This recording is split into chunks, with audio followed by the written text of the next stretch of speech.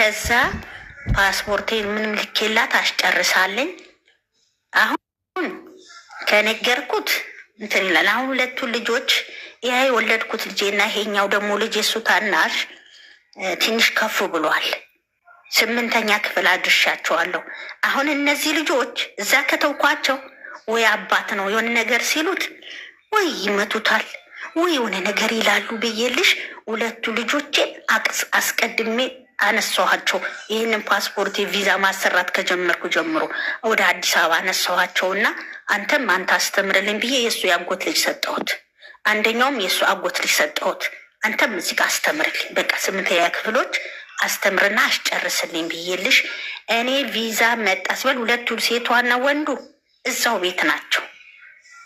ከዛ እኔ እህቴ ከአረብ ሀገር መጥታለች፣ ነገ በረራሽ ነው ተብሎ እቺ የርገንዷ ስልክ አለኝ ደውሎ ነገረኝ። እዛ ምንም ተስተካክዬ ያለኝም ነገር ዱቄት ምናምን አስገብቼላቸው ከዛ እኔ እህቴ መጥታለች ከአረብ ሀገር ከዱባይ ልብሱ ሰጂ ብላኛለች። ያኔ ስለ ከህፃንነት ጀምሬ አንድ ጊደር አባቱ የሰጠኝ 4 ከብት ሆኖልኛል። 4 ከብት አድርጌያለሁ። እሱ ሲታሰብ አንድ ነገር አልሸጥኩም። እኔ አበዛኋቸው።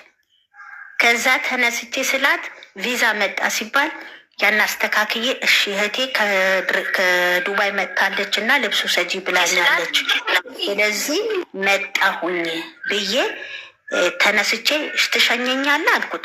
አዎ ሸኝሻለሁ አለኝ። የእግር ጉዞ አለው፣ የ3 ሰዓት ጉዞ አለው ወደ መኪናው ጋር ልደርሺ። ከዛ ይዞኝ ድንጋይ ግዢ አለኝ። በራስሽን ባትሪ ልንይዝ በማታ ማለት ነው 9 ሰዓት ተነስተን ነው የምንሄደው። 3 ሰዓት ጉዞ ነው። በረራይ ስንት ሰዓት እንደሆነ አልታወቀም። የዛው ቀን ነው፣ ሰኞ ቀን ነው። ከዛ ባትሪ ገዛው፣ ድንጋይ ገዛሁለትና ሸኝቶኝ እሱ ደሞዝ ሊቀበል የወታደር ወደ ቡታጀራ የሚሄድ ነበር። እሺ በቃ ሮብ ትመጫለሽ አለኝ። አዎ እመጣለሁ፣ ሮብ እመጣለሁ፣ ቻው በቃ ይሄ ለልጅቷ ቅባት ግዛላት፣ ይሄ ለልጅቷ ስኳርና በሶ ይዘህ ግባ ብዬው እኔ ተነስቼልሽ የት አዲስ አበባ እህቱ ልካልኛለች ቪዛ ማለት ነው። ልክ እዛ እንደሄድኩኝ ልክ እኔ 6 ሰዓት አካባቢ ነው አውሮፕላን ማረፊያ የገባሁት። ከዛ ተነስቼ እንግዲህ ከኬላ የሚባል አካባቢ ተነስቼ አዲስ አበባ ገባሁኝ። እዛ እህት የነበረች እቃ ምናምን ገዛ አስታጠበቀችኝ። ከዛ ተነስቼ ልሽ እዛ ገባሁኝ። አረብ ሀገር መጣሁኝ። አረብ ሀገር በመጣሁበት 6 ወር አይሆነኝ የልጆቼ ሲባል አልቀጥርም አለ። እንጀራው ጋግሮ ወጡን ሰርቶ የልጁን ፀጉር ሰርቶ ትምህርት ቤት እየላከ ልጆቹን ይጠብቃል። ነይ እናቴ በቃ እኔ አሳርፍሻለሁ ነይ ይለኛል። ነይ ላሳርፍሽ፣ ነይ በቃሽ፣ ይበቃሻል። የእሱ ሚስት አብይዬ በቃ አሁን ሂጂ፣ እኔ ተረኛ አለው፣ አንቺ የከፈልሽው ዋጋ እኔ ከፍላለሁ፣ በቃ ሂጂና እረፊ ትለኛለች። እንደዚህ አይነት ደግሞ ልጅ የእሱ ሚስት ማለት ነው። ሂጂ ረፊ በቃ ተረኛ ነኝ እኔ ብላ ይሄ ሁሉን አስቢ። አሁን መጨረሻ እዚህ ሀገር ከመጣው በኋላ ያ ሁሉንም ረሽጦ ዛማሩ ሲሄዶ ሳይሳካለትም ያለው ብር ከጨረሰው በኋላ ተመልሶ ያልጅ ይዞ ተመልሶ ቡታጀራ ገባ። በቡታጀራ የተከራይቼላቸው ልጆቹን እንዲሰበስብ አድርጌ በሰብስበ ልጆች ያዝ በቃ ይዛቸው። እነዚህ 2 ልጆች ደግሞ ፈር እንዳይወጡ ከትእዛዝ ውጭ እንዳይሆኑ፣ ሴቷም ልጅ አንድ ነገር እንዳትሆን አንተ ካለ ከጎናቸው ጥሩ ነው ብለን ቀለብ ሸምተን ቁጭ በላ ልጆቹ ይማሩ በስነስርዓት። ልጆቹን እያሰቃየብን፣ ልጅቷን እያሰቃየብን፣ ልጅቷን በቃ ስትወጣ ጭቅጭቅ፣ ስትገባ ጭቅጭቅ። ለልጅቷ ለገዛ ለወለደው ልጁ ተሰቃየች ልጅቷ ራሱ እዛ እያየች አከራዩን ሁሉ ነገር ስለምታይ አከራዩ አንድ ነገር ወሰነች።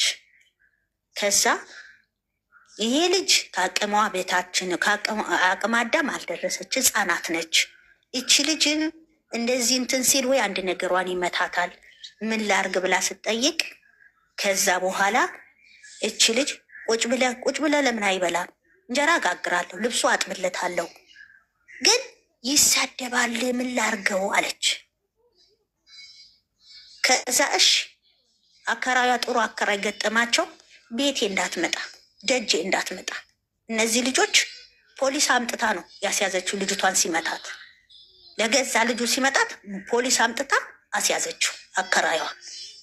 ሁለተኛ እነሱ አጠገብ እንዳይደርስ ተደርጎ ይሄው አሁን ልጆቹ በስነ ስርዓት 8ኛ ክፍል ይማራሉ። እሱ የዛ የሰራሁት ቤት አለ ከላይ ገጠር ላይ ደክሜ የሰራሁት ቆርቆሮ ነበር 64 ቆርቆሮ እዛ አለ። የአያቱን ቤት ትልቅ 96 ቆርቆሮ አለ እዛ ይኖራል። እና ብዙ መከራዎች የምናየው ሴት ልጆች ነን። ብዙ መከራ፣ ብዙ ስቃይ። ግን ከዚህ መካከል ደግሞ የወለድናቸው ልጆች በአግባብ መከር እናት ዋጋ መክፈል አለባት። ከቻለ እሱም ዋጋ መክፈል አለበት። እሱ ደግሞ መክፈል ካልቻለ ልጆቻችንን እናቶችን እንደዚህ አሁን በቁም ነገር እሱ በቅቶልኝ ይኸው ሳውዲ አረቢያ ሄዳ ሚስቱ ለቤቱ ታስተዳድርልኛለች ከዚህ በኋላ ማለት ነው። የዚህ ልጆች ማየት ራሱ መታደል ነው እህቶቼ። ብዙ መከራ አለ። ሴት ልጅ የማትችለው ነገር የለም። እንደ ሴት ልጅ መከራ የሚችል ልጅ ሴት የለም። ብዙ መከራ አለ እና በዚህ መካከል አቡዬ እግዚአብሔር ይመስገን አሁን በጣም ደከመኝ ታውቂያለሽ። በቃ የአረብ ሀገሩም ስራ ደከመኝ። እዛ ጉልበቴ ደክሞ ነው የመጣሁት ኢትዮጵያ ላይ። እዛ ደክሜ ስለመጣው እዚህ 10 ዓመቴ ነው 10 ዓመቴ። በቃ አሁን እንዲህ ላለው ደግሞ እንዴ ይህ አሁን ሄጂ ደግሞ የት ነው ማርፈው? እንዴ ቤት ሳልገዛ እኔ እዚህ አሁን ትኬት ስቆርጥ ይስቁብኛል። ይደርሰኛል ብለሽ ነው? አይድረሰኛ እንዴ ሚስኪኖች እያገዝኩ እኮ ነው እላችኋለሁ።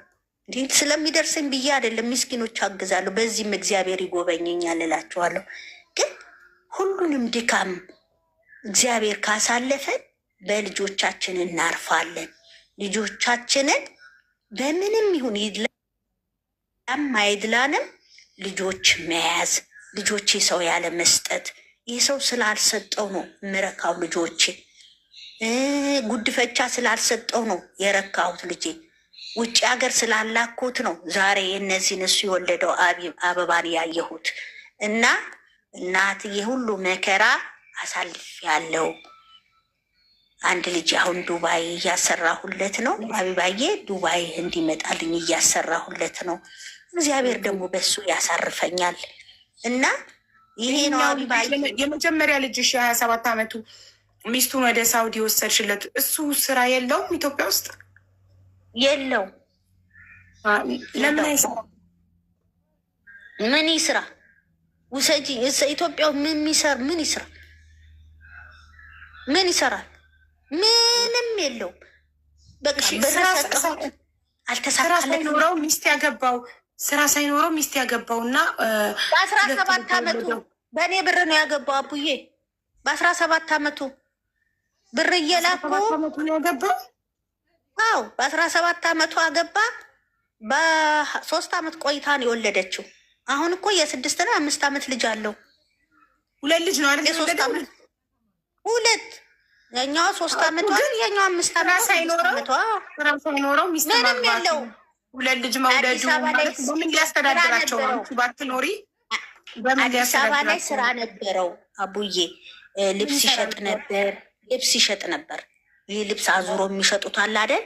እሱ ይሸጥ ነበር። ከታመመ ጀምሮ ማለት ነው። ያም ስራ የሚባል ነገር እንትን አለ። በጣም ከባድ ነው የታመመው። በቃ ከታመመ ጀምሮ ስራ ምንም የለም። አሁን እሱ ምንም ይሁን ውሰጂኝ አንቺም የሌላ ሀገር በቃ ሊሄድና ልስራ ይላል። እሱ አሁን የእሱ ታናሽ ነው የጀመርኩለት ማለት ነው። የእሱ ታናሽ ሹፍርናም ይችላል። ሹፍርና ነው የሚሰራው። አሁን እዚህ ዱባይ ጀምሬለታለሁ። ስንት ዓመቱ ነው ዱባይ የጀመርሽለቱ? የእሱ ታናሽ 23 ዓመቱ 23 እኩል በ4 ዓመት ነው የሚበላለጡት። ስለዚህ የ23 ዓመቱ አላገባም አይደል? እሱ ኖ እሱ አላገባም። ኦኬ እሺ። የእሱ ታናሽስ? የ23 ዓመቱ ታናሽ ሶስተኛው ልጅሽ ሴት ናት መሰለኝ። ሶስተኛዋ ሴት ነች። ስንት ዓመቷ ነው? ሴት ነች። ስንት ዓመቷ ነው? እሷ ብዙ ቆይታለች። ወደ 18 ዓመቷ። እሱ በታሰረበት በኋላ ነው የተወለደችው። አባቴው በታሰረ በኋላ ተፈቶ ሲመጣ 18። አራተኛ ልጅሽስ? እሱ ወንድ ልጅ ነው። ስንት ዓመቱ ነው? እሱ ወደ 16 እሱ 16 ዓመቱ 16 ይማራል። 8ኛ ክፍል ሚኒስትሪ ነው። አዎ እሷም ሚኒስትር ነች። እሱ በፊት በአግባቡ የሚያስተምራቸው ስላልተገኘ እኔ አሁን እዚህ ተረጋግቼ እዚሁ ከተቀመጥኩ ነው ሰብስቤ እያስተማርኳቸው ያለሁት ማለት ነው። ኦኬ እሺ። የ23 ዓመቱ አሁን ዱባይ የጀመርሽለት ትምህርት ጨርሶ ነው? 10 ጨረሰ። የሙያ መጣለት። አልማርም አለ። ኦኬ ጥሩ፣ በጣም ጥሩ። ደርሰውልሻል፣ ትልልቆች ሆነውልሻል። አንቺ ጎበዝ ጀግና እናት ነሽ። ግን አንቺስ መቼ ልታርፊ ነው? አቡዬ በጣም 3 ዓመት እቅድ አቅጃለሁ አቡዬ። አሁን ከዚህ በኋላ ማለት ነው። ከዚህ ጥር 1 ጀምሬ እቅድ አቅጃለሁ። ልትገቢ አቅጃለሁ። ጥር 1 ጀምሬ ለ3 ዓመት እዚህ ሀገር ልሰራ አቅጃለሁ። ለ3 ዓመት ከዚህ በኋላ ማለት ያለሽ ከ3 ዓመት በኋላ ምንም ይሁን ምንም አልሰራም። ይፈለግ ይሁን አንደኛ ልጄ እናንተ አሁን 42 ዓመትሽ ነው። እድሜሽን ሳሰላው ከወለድሽበት ጊዜ ጀምሮ የ27 ዓመት ወጣት አድርሰሽ ጎበዝ ጀግና እናት ነሽ። ስለዚህ በ45 ዓመትሽ ትገቢያለሽ ከ3 ዓመት በኋላ። አዎ እገባለሁ። ደክሞኛል። እግሬ የሚያመመኝ ነው። በቃ ሰዎቹ በጣም ይወዱኛል። እዚህ ያለሁበት በጣም እመቻቸዋለሁ። ልጆቻቸው 2 መንት እያሉ በጣም ነው የሚወዱኝ እና ምንም እንትን የሚሉ አይደሉም። ያው እወጣለሁም እረፍትም አለኝ። ከ12 ሰዓት በኋላ ስራ ከ11 ሰዓት በኋላ ስራ አልሰራም።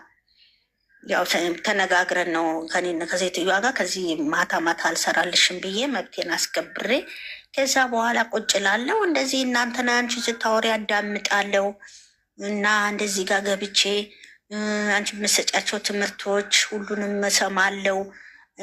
ከአንቺ ወስጄ እንኳን ብዙ ሰው መክራቸዋለው። አቢባ ጋር ሂዱና ይህን ስሙ እያልኩ ለምንድነው ብዙ ነገር ከአንቺ እዚህ የተማርኩት ነገር አለ። እኔ ባለፈው ያቺን አስወረድኩ ሲሉ አለቅስ ነበር። ለምንድን ነው የሚወርደው ልጅ ብዬ። እኔ ግን እግዚአብሔርን አመሰገንኩት። እንኳን ልጄን አላስወረድኩ። ይሄው ዛሬ 2 ጀግና ልጆች ወልደ በመከራም ቢሆን መከራ ምንም ባይደላኘን ዛሬ እነዚህ ልጆች ማሳደግ መታደል ነው አይደል? እነዚህ ልጆች ማድረስ ትዳር አይመቻችሁ። ካልተመቻችሁ አልተመቻችሁም ነው በቃ። ልጃችሁ እንዳትጥሉ፣ ልጆቻችሁ አትበትኑ፣ ለእህትም አትስጡ። መመክራችሁ ምክር ይሄ ነው። ለማንም አትስጡ። ለልጆቻችሁ ስትሉ ጥቆሩላቸው። አሁን እኔ ከፍ ብሎልኛል አይደል? አዎ ያን የከፈልኩት ዋጋ ዛሬ እያለቀሱ ነው ልጆቼ። ይሄኛው ልጄ ትንሹም እናቴ አንቺን እኔ ነኝ የማሳርፍሽ። አሁን ዱባይ ባለፈው ተበልተን የሆነ ሰው በልቶን እንደገና ደግሞ በአዲስ ነው በዚህኛው ደግሞ ሲያ ፋሽን አቡ ታቀኛለች አለኝ። ሲያ ፋሽን አቡ ታቀኛለች አለኝ። ልብስ ነጋዴው እሱ ቪዛ ይሰራል። አዎ እሱ ልብስ ይሰራል። አሁን ይሰራል፣ እንደዚህ ይሰራለሁ አለ። ከዛ አቡም ታቀኛለች አለ። እሺ አልኩት። እኔ በእምነት በቃ አሰራለት ብዬዋለሁ። እግዚአብሔር አሁን አርፋለሁ አቡዬ። ለምንድን ነው እኔ አሁን ለእህቶች የምሰጣችሁ ምክር ምንድን ነው? ባይሆን ባልሆነ ነገር ውስጥ መጀመሪያ እኔ አሁን ያን የሚሰበስበኝ ቀድመሽ ከፍለሽ መተሽ እዚህ ቤት እንዳታለቅሺ፣ ፕሮሰሱ ሲያልቅልሽ ቀድመሽ አላለቅስም። አልቅሻለሁ። 250 ተበልቼ አልቅሻለሁ። ሌላው 250 ሺህ እንዳትበይ። ልጅሽ እግሩ ዱባይ ሳይረግጥ ምንም አይነት ክፍያ እንዳትፈጽሚ በኋላ እንዳታለቅሽ። እሺ እማዬ። እና ሁላችሁም የምመክራችሁ ባልም ያገባችሁም ያላገባችሁም ተጠንቀቁ። ያላገባችሁ ተጠንቀቁ። የምትገቡበት ቦታ መጀመሪያ በደንብ አይታችሁ ወይ ያገባችሁ ደግሞ ቅድሚያ እራሳችሁን አሳልፋችሁ ለወንድ አትስጡ። በቃ ቅድሚያ ለወንድ አሳልፋችሁ አትስጡ። አርግዛችሁ ደግሞ ልጃችሁን አታስወጡ። በቃ መከራም አይታችሁ አሳድጉ። እግዚአብሔር በጣም በጣም በጣም ያዝንብናል። በቃ ስለዚህ ልጅ አውጥቶ መጣል ማለት አስቡ። ለሚቀጣይ ፍሬ ስጠኝ ብንለው ይሰጠናል? እግዚአብሔር አይሰጠንም። ስለዚህ ተጠንቀቁ፣ ለሌሎችም ሸክም እንዳንሆን። እኔ ለምንድን ነው አፈር ዲሜ የበላሁት? ስንዴ ታውቂያለሽ አቡዬ? ስንዴ ሼት አይተሽ ታውቂያለሽ? የስንዴ የሚዘራ ሼት አይተሽ ታውቂያለሽ? እኔ ወልጄ ሴት ልጄ የስንዴ እሸት በሳት ጠብሼ በልቻለሁ። የምበላው አጥቼ። አራስ አትሞትም፣ በቃ አትሞትም። አልሞትኩም። ችግር አልገደለኝም። ጊዜ ሲደርስ ነው የምሞተው። ችግር ያጠነክራል። አልፎ ሲወራ ደግሞ ደስ ይላል። በሰዓቱ አንቺ ብቻ ነሽ የምታውቂው ያን ያሳለፍሽ መከራ። ግን አልፎ ሲወራ ደስ ይላል። ግን ችግር ያልገደለ ችግር ያጠነክራል። ስላልገደለሽ አጠነከረሽ ችግሩ። ካልገደለሽ ካልሞች ትጠነክሪያለሽ። ሌላ ምን አማራጭ አለ? ስንዴ አራስ ስንዴ ትበላለች፣ የስንዴ ሼት ትበላለች። አራስ አስቡት እንግዲህ እስኪ የሆነ ሰው እርቦኛል የሆነ ደረቅ ነገር በላው ልትሉ ትችላላችሁ። የስንዴ እሼት አራስ ትበላለች? አትበላ። በ3 ቀን የስንዴ እሼት ጠብሼ በላው። ለምን? ለነፍሴ እንዳልሞት። ያ ምንድነው? ጥንካሬ። እግዚአብሔር የዕለታችሁ ዕለት እንጂ አትሞቱም። ከሌ በምን ሞተ ከሌ በምን ሞተች አይደለም። እግዚአብሔር የፈቀደላችሁ ቀን ነው የምትሄዱት። ግን ለልጆቻችሁ ዋጋ ክፈሉ። ለልጆቻችሁ በርቱ። ልጆቻችሁ ለሰው አትስጡ፣ አደራችሁ። በየትኛውም በኩል መጣ በየትኛውም በኩል ልጃችሁ አመጣችሁት፣ ለሰው አትስጡ። እኔ ይህን ነው የምነግራችሁ። አቡዬ ብዙ ጊዜ እዚህ ጋር ስታለቅስ አያታለሁ። የሰው ሰጥታችሁ ውጭ ሀገር አሁን አለፈለት ከአንዱ ተጠጋ ተብሎ ይሄ ጥቅም ፍለጋ ነው ያን ልጅ የምንፈልገው። መጀመሪያ ለምን እሰጠዋለሁ? በቃ ስለዚህ ያንን ልጁ እዛ ሀገር ስለተወሰደ እዛ ሀገር ስላለፈለት አሁን እኔን እንዲያድሰኝ ነው ያ ልጅ የምፈልገው። እኔ ይሄን ነው እንዲህ ብዬ ነው የማስበው። በዛ ሰዓት እኔ የሚሰጥበት ሰዓት ነበር። እንደውም ባይገርማችሁ እንዴ የሚሰጥበት ሰዓት ነበር። አቡዬን የወለድኩበት ሰዓት አስተዋውቂልኝ አቡዬ። ለምን መጀመሪያ ለምን አስተዋውቅ? መጀመሪያ ቄጥ መሰብሰብ ነው። ካልተሰበሰበ በኋላ ደግሞ ልጅሽን አሳልፈሽ ለሰው አለመስጠት። በቃ ልጅሽን መያዝ እንዴ ገቢለት ሰራተኝነት ምን ክብርሽን ይቀንሳል? ያንቺን ነፍስ ለማደስ ሌላ ባል ልታገቢ። እኔ ለልጄ ብዬ ለልጄ አያችሁ፣ እንደውም ወንድም ጨመርኩለት። ልጄ አባት ሆነው እንዴ እንደገና አንቺ ልጅሽን ለሰው ሰጠሽ፣ ለውጭ ሀገር ሰጠሽ። ከፍ ሲል ሲያድግ ልጅን ፈልጉልኝ ታይቶ ነበር ልጅን እኔ ይሄ ጥቅም ፍለጋ ነው። ያ ልጅ ደህና ቦታ ስለተቀመጠ እንዲፈልጌ ነው። ይሄ አልፈልግም። እኔ እንጃ እኔ ከብደኛል።